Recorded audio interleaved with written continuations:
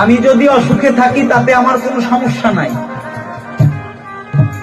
কিন্তু আমার শ্রীহরি যদি অসুখে থাকে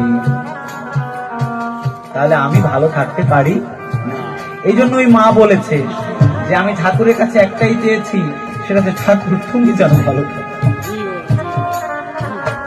তুমি যদি ভালো থাকো তাহলে ঠাকুর আমি ভালো থাকতে পারি, তাছাড়া আমি ভালো থাকতে পারি না। এই জন্য সুধামা ছিল। সুধামা কে ছিল? মা শ্রীকৃষ্ণের পারিষদ নাকি? আচ্ছা, কথা বললে কি সমস্যা হয়? ও মা, সমস্যা হয়? শ্রীকৃষ্ণের পারিষদ ছিলেন সুদামা। একদিন বনের মধ্যে খেলা করতে করতে করতে করতে করতে করতে যখন মধ্যাহ্ন, তখন ক্ষুধা লেগেছে। বলে যে এই বনের মধ্যে খাবার কই পাই? সুদামা বলেছে, ভাই রে কানাই, তুই এখানে একটু বস, বলরাম একটু বস, আমি দেখি কোথাও খাবার পাই কিনা।